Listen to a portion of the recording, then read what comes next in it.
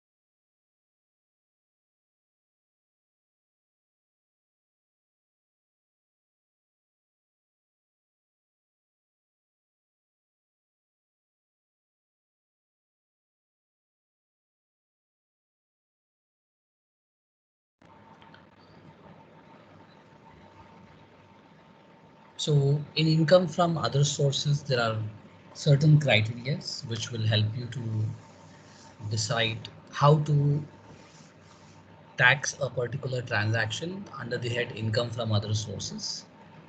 So we have to apply these three criteria. First, the transaction which you are contemplating should be a taxable income. Second, it should not be an exempted income. And the third one is that such transaction should not have been taxed or cannot be taxed under the first four heads. So if these three criteria are satisfied, then such income would be taxable under the head other sources. So even though we can apply this criteria and easily classify an income under the head other sources, but there are list of specific incomes which are taxable under the head other sources, and that is what we were discussing. And the first item in this list was income from investment. So when we say income from investment here, it means income earned either in the form of dividend or in the form of interest. So dividend, if it is from Indian company, it is exempt up to 10 lakhs. In excess of 10 lakhs, it is taxable. Next, if it is from a foreign company, then the dividend is fully taxable. Likewise, if the dividend is from a cooperative society, again, the dividend is fully taxable.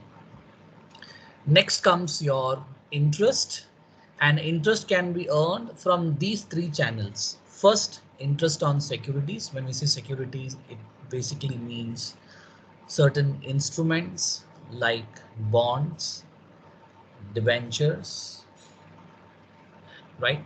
And other government schemes can also be considered.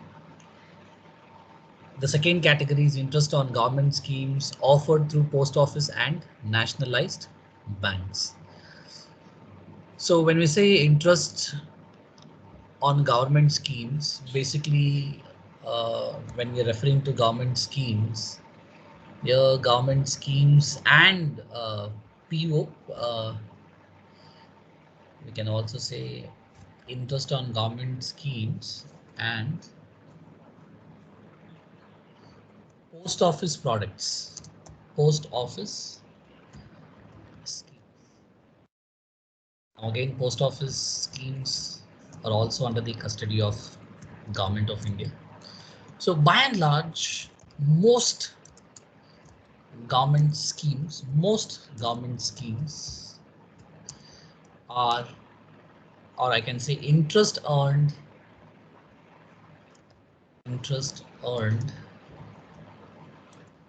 most government schemes are exempt from tax by and large. What about interest on post office schemes? So interest on deposits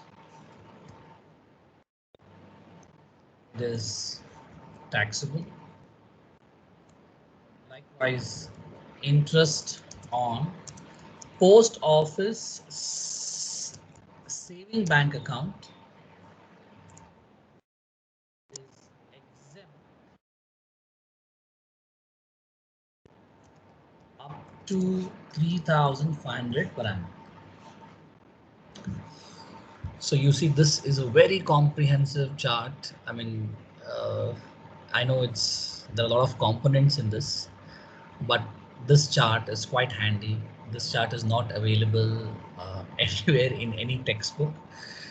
So I've applied my mind to ensure that I give you the entire concept in a single framework in the form of a chart so that it becomes quite easier for you to remember. So dividend, see, there are two things. One is dividend. So dividend, we have already gone through this. So let me change the color for better understanding. So dividend is done. Next comes your interest, and interest can be earned from three channels. What are these three channels? Channel number one, through securities. Channel number two, through government schemes and post office schemes. Channel number three, banking products. Okay, so interest earned on securities, which includes your bonds and debentures. Again, we have to go through this detailed chart. Okay, next comes your interest earned on government schemes and post office schemes. Government schemes and post office schemes. So interest on most of the government schemes are exempt from tax. Anyways, these detailed schemes are also given in your study material. Now, interest earned on post office schemes. Now we have certain post office similar to what you have fixed deposit in a bank. Likewise, post office also offers time deposits and all that. So interest earned on such deposits, it's taxable.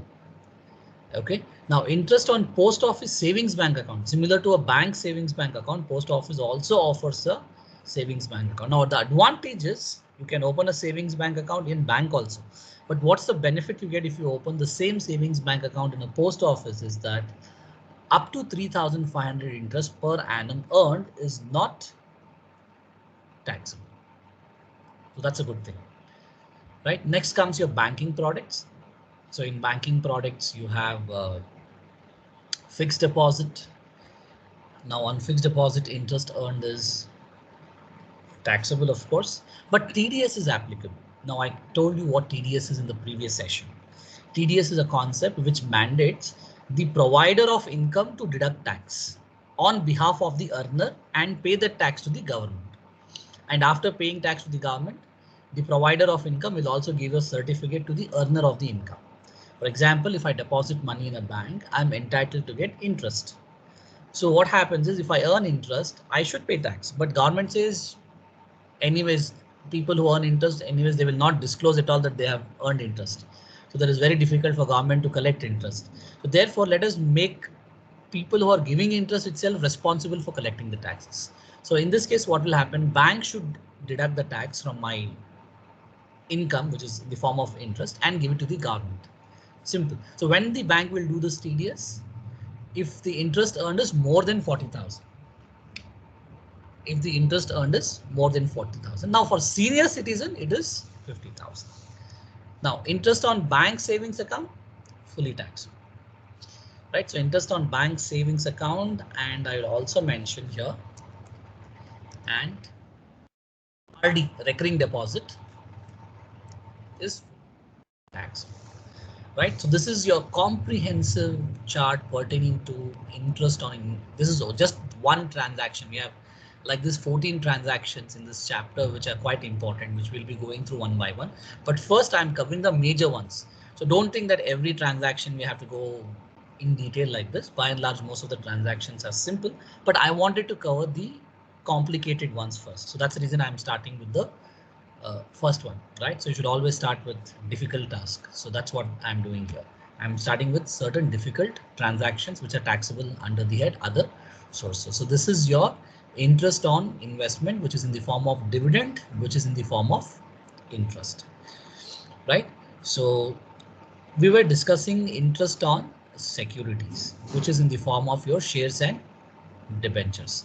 So again, this is further classified into two components: government securities, commercial securities, right? Again, you have tax-free securities, less tax securities. So here, one of the important thing what you have to learn is when to do grossing and when not to do grossing. Now, first of all, what do you mean by grossing? Grossing is a concept wherein we add the TDS back to the original income. So you should know when to do grossing and when not to do grossing. So since we have already gone through this in the previous class, I don't want to repeat this, right? So I'll just open the forum for you to ask questions for a few minutes, and then probably we'll work out a question in case if you have any doubts and question on whatever we have discussed so far. If you have anything to ask, you can go ahead and get your doubts clarified, right? So then we will proceed with the illustration which is given in your handout. So any question you want to ask, please go ahead.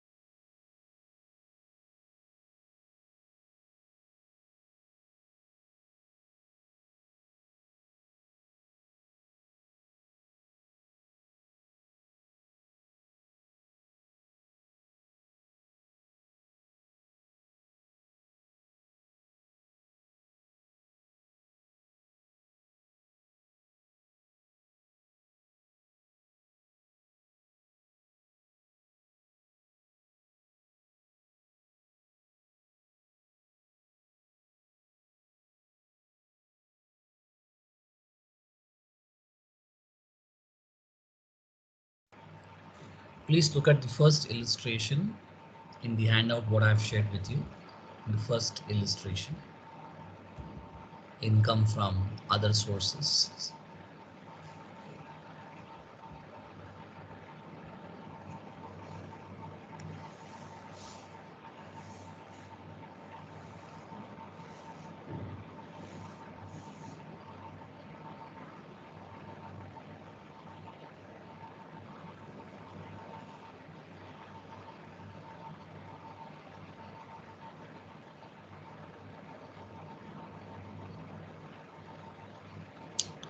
Okay, in fact, not the first illustration, but the fourth illustration. Number 4 is what you have to look at.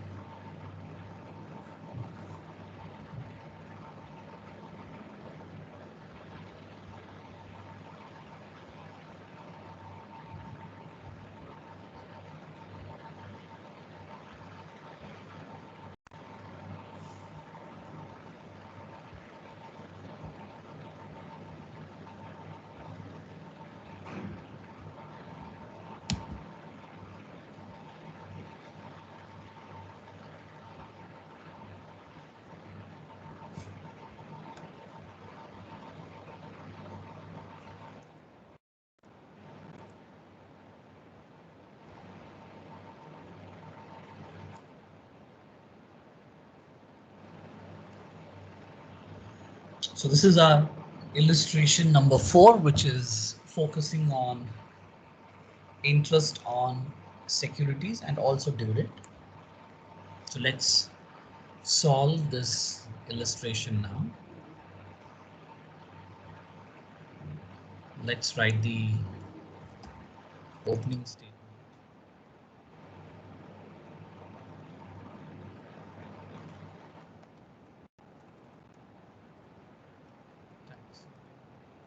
income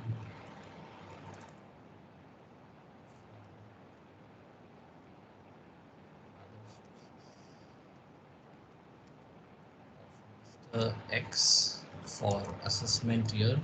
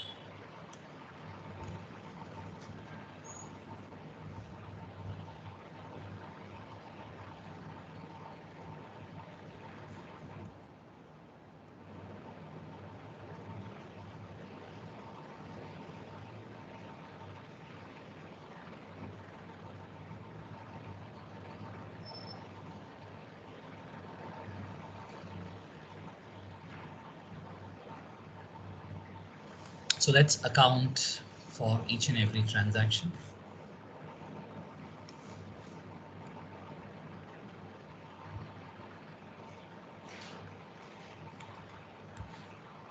So the first transaction is interest on textile company. Interest on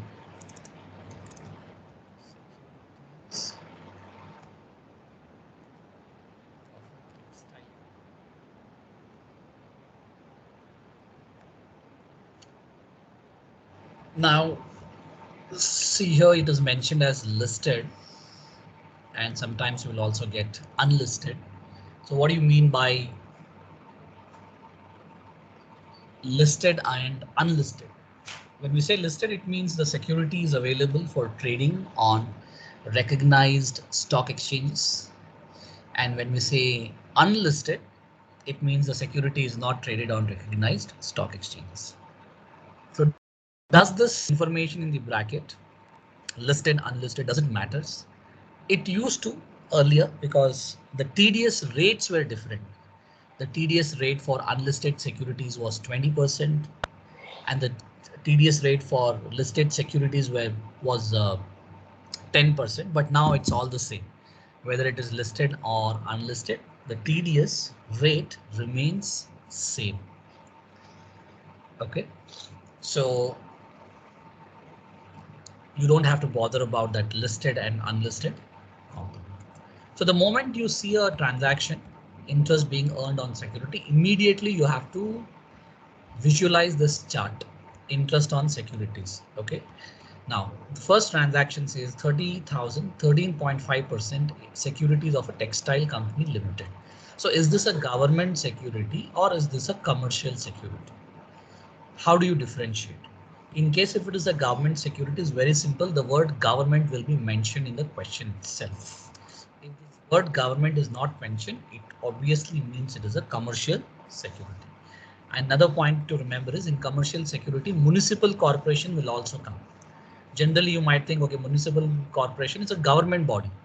It's a local authority and a government, but no.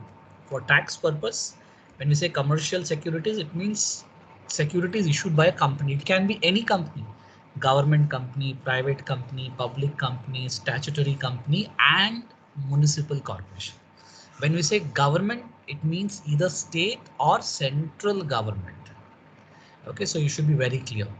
So this textile company is obviously not a government company, it is a commercial security. Okay, now under commercial security, is this tax-free security or is it less tax security?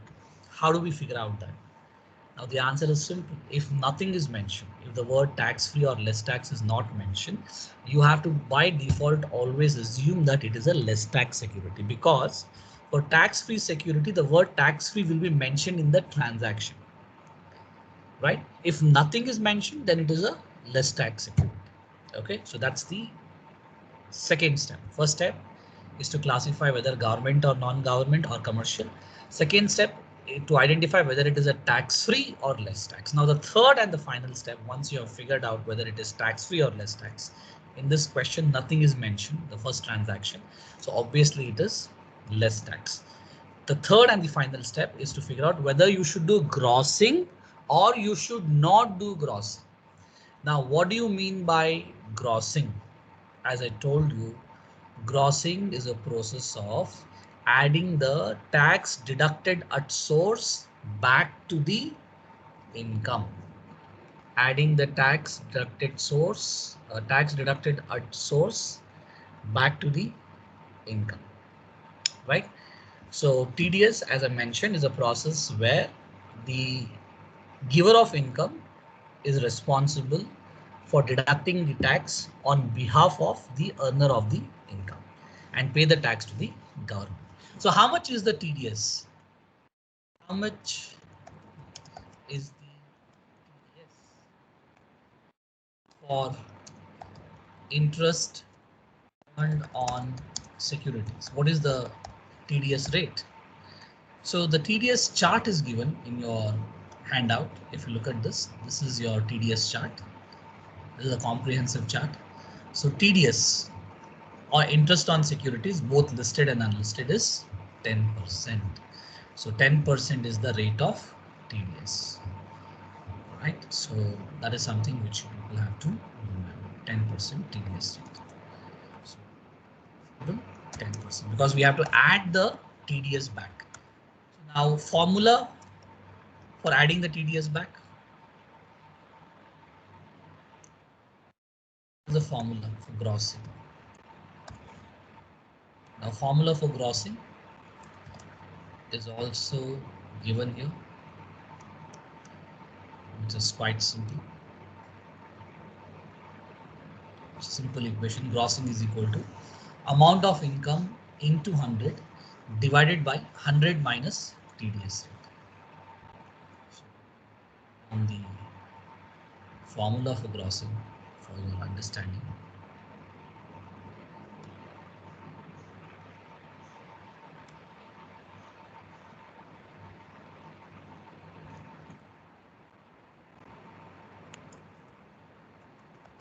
grossing is equal to amount of income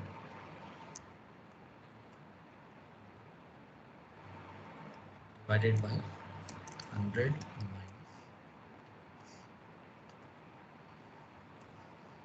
Okay, so first transaction, let's go one by one. First transaction. So these are the 3 steps, as I mentioned, which you have to perform. Step number 1, to classify whether the security is government or non-government. Step number 2, to identify whether it is tax-free or less tax. Step number 3, you should know whether you should do grossing or not. So in this case, our case, right, interest on securities of a textile company. So textile company, the word tax-free is not used, so obviously it is less tax. Okay, so less tax. So what is the treatment for less tax? It says if the interest received is given, it is always grossed up. But if the interest rate is given, grossing is not required. So is interest rate given or the amount of interest earned is given? Now you see in transaction number 3, the amount of interest earned is given 3,550. But here the amount of interest is not given, but the interest rate is given 13.5%, which means we should not do grossing. If the interest rate is given, no grossing is required. So interest on securities of a textile company, how much interest has this guy earned is what you have to calculate. He has invested 30,000 on which he's earned 13.5% interest. So 30,000 into 13.5% is the interest. So let's calculate the amount. 30,000 into 13.5. So you get 4,050 rupees. Next, 35,000, 11% debentures of Tata Motors. So you will write the same thing, interest on debentures of Tata Motors. Again, follow the same chart. Is Tata Motors government or commercial? It is commercial. Is it tax free or less tax? The word tax free is not mentioned, so therefore it is less tax. Should you do grossing or you should not do grossing? If the amount of interest is given, you should do grossing. If the rate of interest is given, you should not do grossing. So here what is given? Amount of interest is given. No, this is not the amount of interest. Amount of interest will be like this. When amount of interest is given, rate of interest will not be given. Right, so it's as simple as that. When the amount of interest is given, the rate of interest will not be given. Right, so here amount of interest is not given, but the rate of interest is given. So we have to do the same treatment what we have done for the previous one. So what is the amount invested in Tata Motors debentures? 35,000. So on this 35,000, the SSC has earned 11% interest. So calculation is simple, 35,000 into 11%.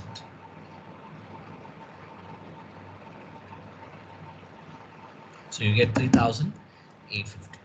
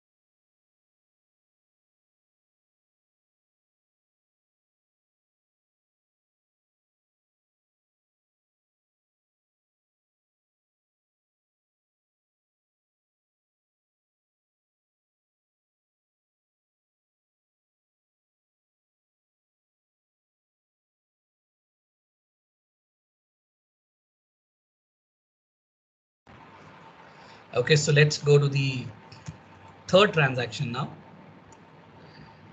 Transaction number 3. 3,550 interest received on debentures of Deepak Fertilizers. So same thing. Deepak Fertilizers.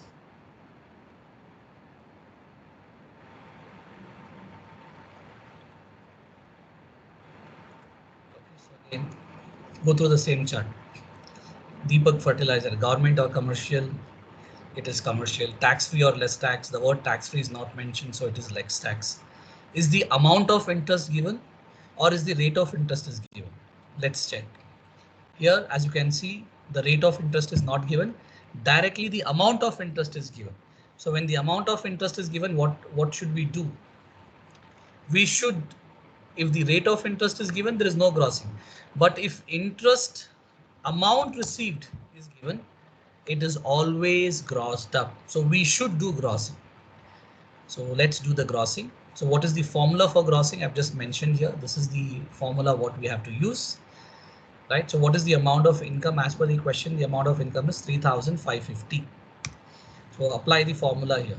3,550 into 100 divided by 100 minus TDS rate. So 100 minus TDS rate. So what is the TDS rate? TDS rate is 10% on all interest earned on securities. Right. So 100 minus TDS rate. So 100 minus 10%, 100 minus 10, you get 90. So now simplify this. 3,550 into 100 divided by 9.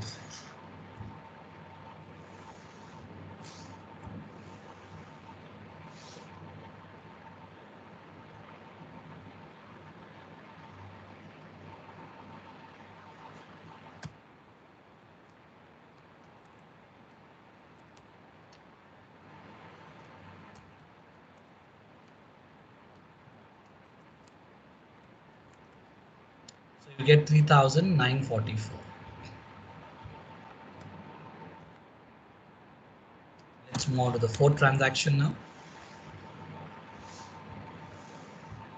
Transaction number 4. 7,000 received as interest on Karnataka government bonds. So interest on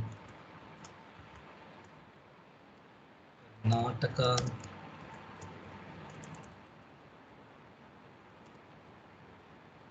government bonds. So go through the chart.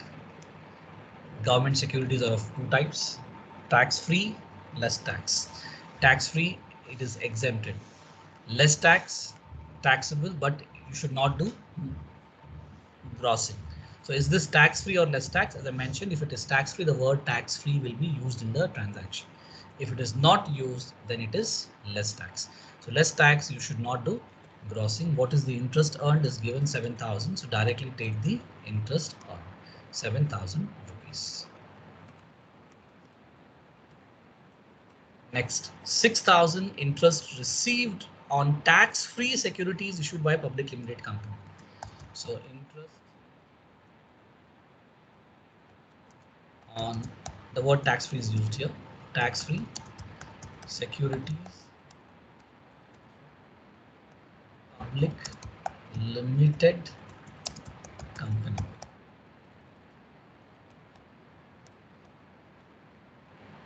So is this government or commercial? It is commercial because it's a company. Is this tax-free or less tax? The word tax-free is used, right? So what should we do? Interest is always grossed up. That means we should do grossing. So 6,000 is the interest earned, which needs to be grossed up. The same formula we will apply here also. 1,000 into 100 divided by 100 minus TDS rate. So you get 6,667.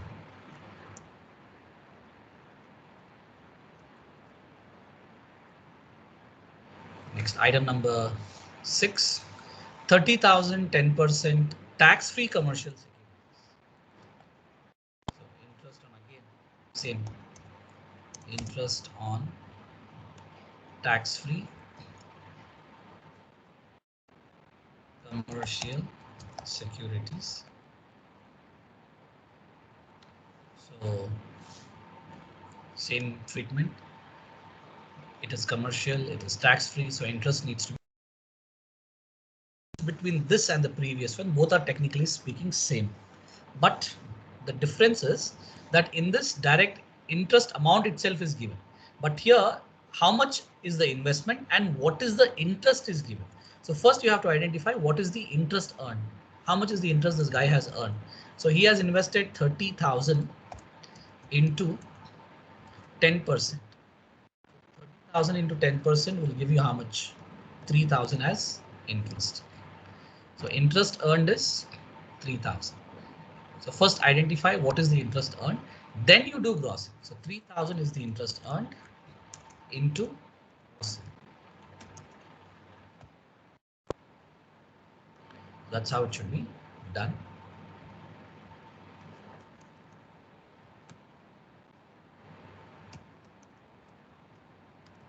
So you get 3,333.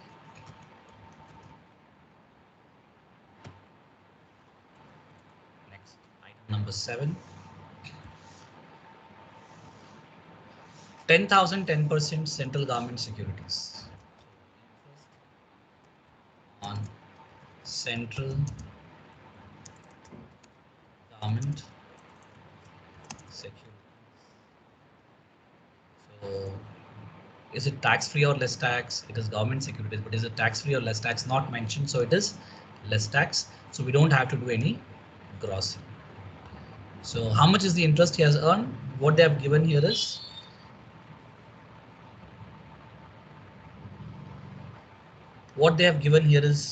the amount invested, which is 10,000, and the rate of interest. So you should calculate the interest amount. So rupees 10,000 is the interest what is being earned on is the amount invested, and 10% is the interest. So the amount is 1,000. Next, transaction number 8, 10,000, 15% interest on municipal corporation bonds. So interest on municipal corporation bonds. So is municipal corporation government or commercial? So as I said, commercial. Is it tax free or less tax? Nothing is mentioned, so it is less tax. Is the amount of interest given or rate of interest is given? So the rate of interest is given. So if the rate of interest is given, then you don't have to do gross. So what is the amount invested? 10,000. What is the rate of interest? 15%. So 10,000 into 15%. 1,500. Next, number 9. Dividend. Okay, so this is dividend. So dividend on shares of Infosys. So Infosys is an Indian company, and as per the rule under section in subsection 34, interest on earned up to 10 lakhs on in the form of dividend from an Indian company is exempt. So this is not right. Now what else do we have? Now we have one expense. In order to collect all this interest what he has earned, interest will be obviously given to his bank account. It will be credited by into the bank account. So in order to collect this interest, the bank has charged 200 as collection. So that needs to be deducted. So we should deduct less collection fee. The bank has charged 200 rupees. So this final step will be taxable income from other sources. Let's do the totaling now.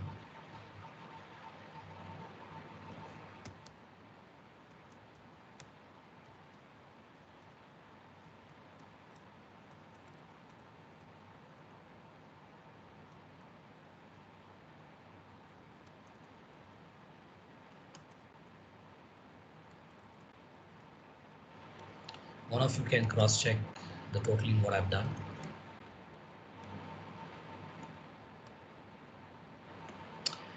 So any questions, any doubts, please don't be mum and dumb. Ask any doubts if you have.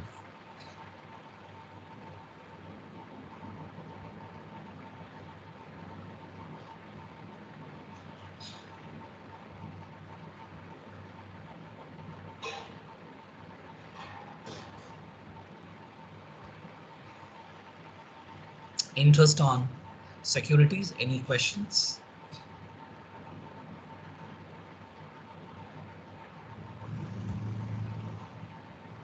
Sir, for government securities, tax-free securities will be mentioned, sir. Exactly. So how Okay, do you and know whether it is a tax-free or a less tax? The answer is simple. If it is tax-free, the word tax-free should be mentioned. If it is not mentioned, we have to assume it is less tax. So that's the simple assumption. For all same tax-free applies for securities, whether commercial. government or commercial, the word tax-free will be mentioned. If the word tax-free is not mentioned, by default it is less tax. Similarly, for government securities, the word government will be mentioned. If the word government is not mentioned, then it's a commercial security.